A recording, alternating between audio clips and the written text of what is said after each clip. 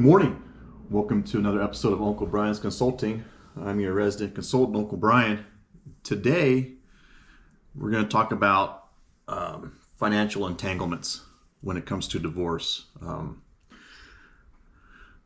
I recorded a video, this same video or similar to it the other day, and my GoPro battery was going dead. Once it turns yellow, you're almost like in a hurry to finish up what you're doing. And I felt rushed to finish, and I didn't feel like I did as good as what I hoped to. So I'm re-recording this morning. Got my coffee. I'm in my sleeping clothes still. It's a cool, rainy morning here in Nebraska. Good morning to record a video. Can't be out on the lake, can't be on my motorcycle. I'll go to work later, but for now it's not good weather to do the things I like to do outside, so I'm going to do this entanglement video all over again. For those of you that aren't aware, once you get married, a lot of couples go down and they establish joint banking, and then it turns into joint lending, and then it turns into a lot of joint stuff in their relationship: property, assets, money. A lot of couples fight over money. They fight over debt. And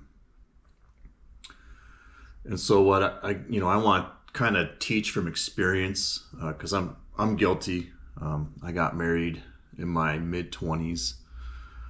Back then in the 90s, me and my fiance at the time, we were pretty much, on level playing field. She was working her way through college, and I had just gotten out of the military. I was in the Marine Corps from 96 to 2000. So when I got out in 2000 and she graduated with her bachelor's degree in business administration, with a minor, I believe, in accounting. I think accounting. Like I said, we were level. We were both poor. We didn't have much money, so it wasn't like, she leveled up or I leveled up or anything like that. It was we were here. We were level. And so it was much easier to go ahead and get married. We got married and we changed her last name to mine, and then we went and opened up joint banking, and then it turned into joint car loans, and then a joint mortgage, and then when we landed careers with 401ks, we put each other as beneficiaries on our 401ks, and then added children as kids came, And so, you were well set. You had 2-income household. You had pretty good money coming in, and life was good. You didn't have a care in the world. You were living the marital life pretty comfortably. You had good money coming in, and it was just nice to have a substantial amount or a substantial pool of resources. And so fast forward to almost 2 years later when I got divorced. I'll be divorced 2 years come July of this year. I would say the wife and I at the time, we were pretty good financially. We didn't carry a whole lot of debt. I mean, she spent quite a bit more money than I did, but we never racked up a whole lot of debt. When we divorced, we didn't fight over debt because all the toys that we had were paid for. I mean, we carried a small credit card debt from time to time. She had a student loan debt when she went back to get her master's degree. And when she did that, I knew our marriage wasn't in the best of shape, 5 to 6 years ago when she went back to school. So I told her, I says, I'll support you emotionally. I'm in your corner. But I don't want to be a co-lender on a student loan. I don't want to be a co-borrower for a student loan. I said, if you feel the need to have that, then you're going to have to get that on your own. And of course, she had a really good credit score, so she had no problem securing that loan on her own. So that's what she did. So when we got divorced, she took her student loan, which she should, rightfully so. And then we kind of divided our assets down the middle.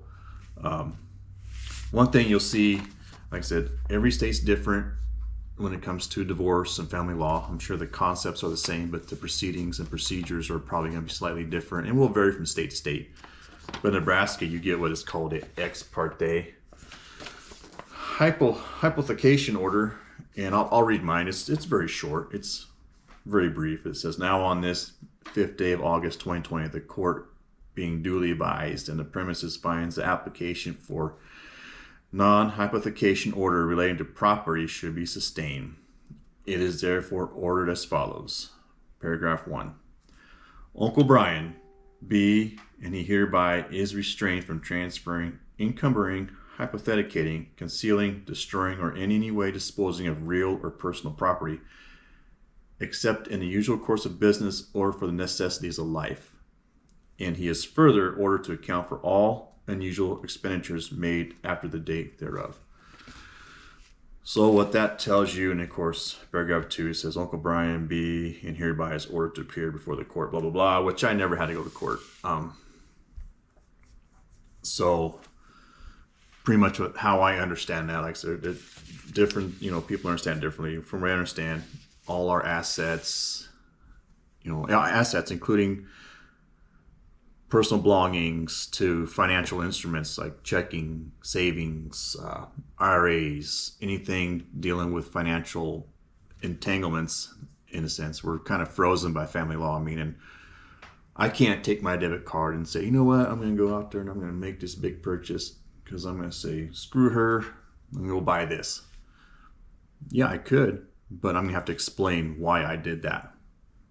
Something I probably didn't need, but I went out there because I wanted to be vindictive, and I'm not a vindictive guy. I mean, I have no reason to destroy or conceal or any way dispose of any personal property, especially things I worked very hard to have over the years. I'm not going to just sit there and destroy because I'm getting a divorce. This is not the kind of person I am. So I got this order right as we started divorcing, and so it pretty much freezes your assets, your bank accounts. You can still make purchases. You can still, do your everyday living on your bank accounts. But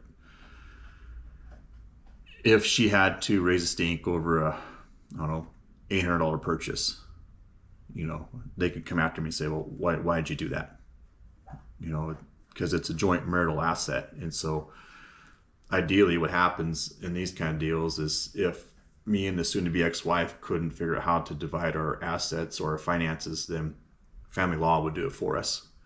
And in some cases, it could become public or like public property, or however you want to say that. I've got an article up here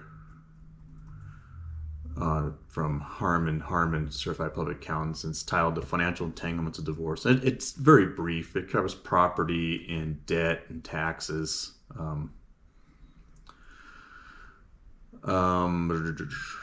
Yeah, that's pretty much as I was saying. These assets are divided equally between both parties. Other methods for dividing property include bartering and distributing the proceeds from the sale of property. So if we couldn't agree on anything,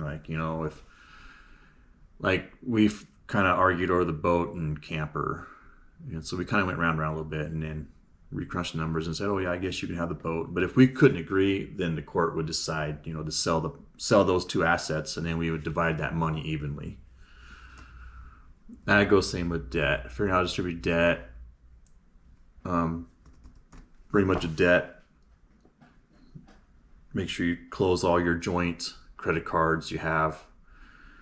And then ideally, you should pay off those debts immediately. Well, we had very small credit card debt, and we divided that up. I think we each probably had $500-$600 in debt, credit card debt that we each had to pay. So I paid mine off, closed a joint account, and I have my own credit card through the bank. Because what I did, as soon as we divorced, I went ahead and I went down to a different bank, opened up new bank accounts with just my name, obviously. And so, same with credit cards. Like I said, we had a joint credit card. Once I paid my share of the debt off, which was very quickly, I canceled that card, shut it off, reestablished a credit card account at my local bank. And so now I have everything centralized in one bank under my name alone. And that's how most people do it. And now you fast forward to today, where women are are equal or are supposedly equal to men.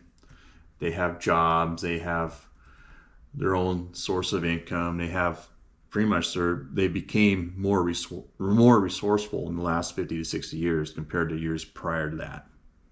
So now when you look at dating and marriage today, how do you avoid financial entanglements? Well, it's easy. You just don't get into it. When you get married, you don't go get a joint bank account. You don't go get joint car loans or joint mortgage or anything like that. You don't do it. And the way you don't do it is before you take that committed step to marriage is you have that talk with your girlfriend or fiance and say, hey, I think we should do it this way. And if she's adamant about having joint banking, like I said, and I'm talking today's woman, today's women have jobs, they make their own money, and some of them make pretty good money. So there's no reason for them to even entertain the idea or want to entertain the idea of having a joint checking account, for example. It should be her money, your money. Yeah, you still pool the resources, but you're not really pooling them. She spends out of her account, you spend out of your account.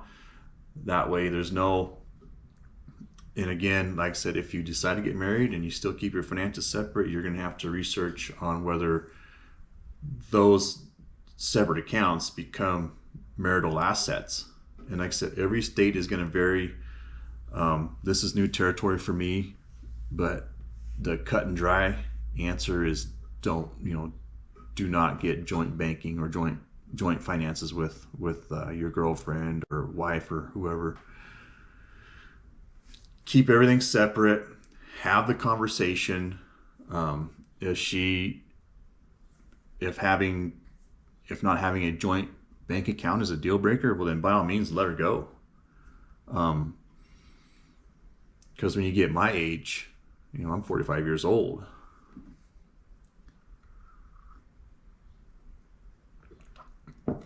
Out there in the dating market, you find that a lot of women are strapped to debt, and that's debt that I don't want to take on. That's debt I don't want my name attached to.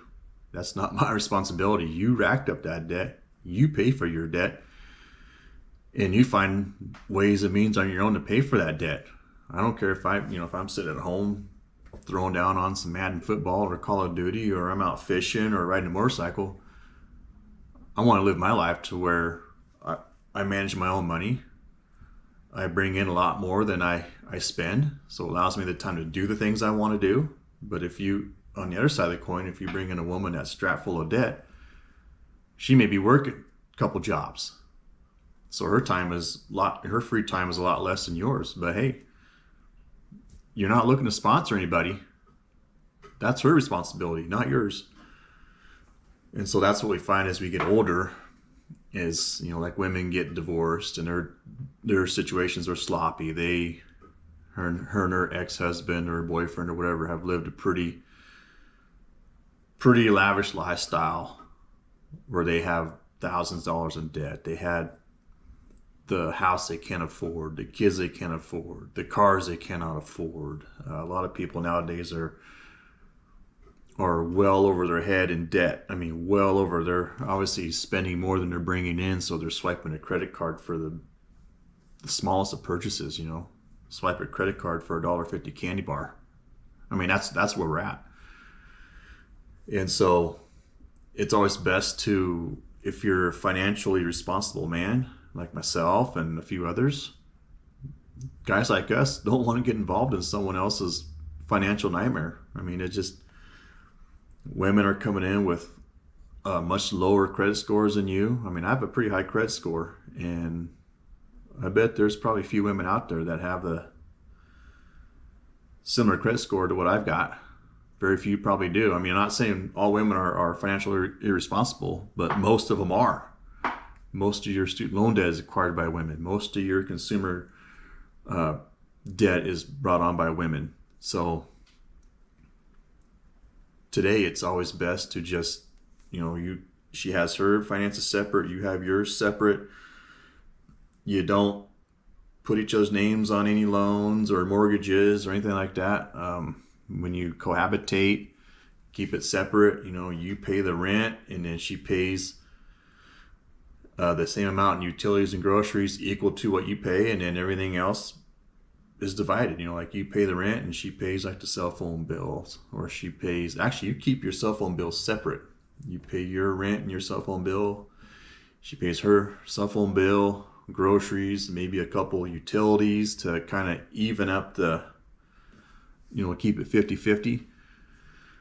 But yeah, that's what we're looking at today. You do not want to take on anyone else's debt. You don't want to take on anyone else's financial nightmare. I mean, I recommend not doing it, but a lot of you guys will still do it because, well, that's the way it's always been, Uncle Brian. We've always had joint banking, joint checking, and blah, blah, blah, blah, blah. And then a little quick story before I go. Talking to my brother the other day on the phone. He's got a neighbor not too far from them that they were talking the other day, and they were saying they need $10,000 a month to stay afloat. 10 grand. That's well over, I'd say probably $120,000 a year. You're paying $120,000 a year just to stay afloat. And that's what we're looking at today's America. Most people are living paycheck to paycheck. And that's scary.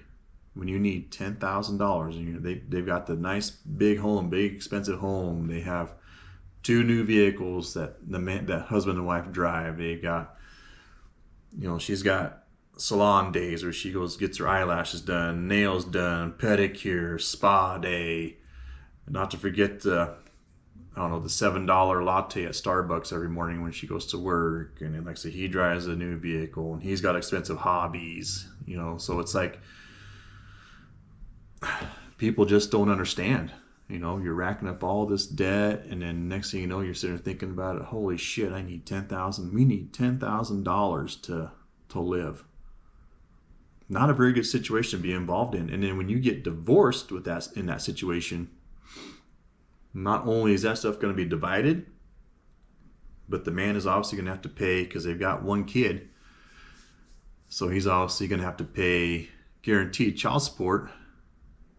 And I don't know what the state of Colorado has for alimony, what the requirement is, but you could possibly take on half to 2/3 of that debt, plus still pay out his ass in child support and alimony. And a big reason for divorce anymore is it's over money, over finances and debt. That stuff will bust a marriage apart. So be careful what you're doing out there, boys and girls. It's a crazy one out there.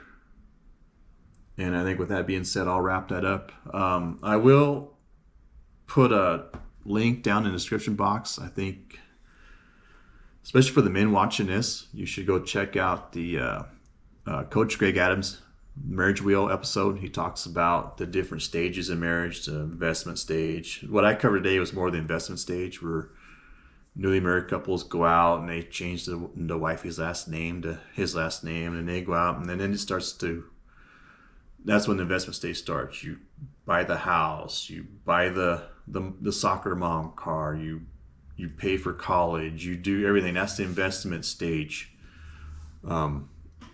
Please check that video out. I'll have the link in the description box below. And with that being said, have a great day. Toodles.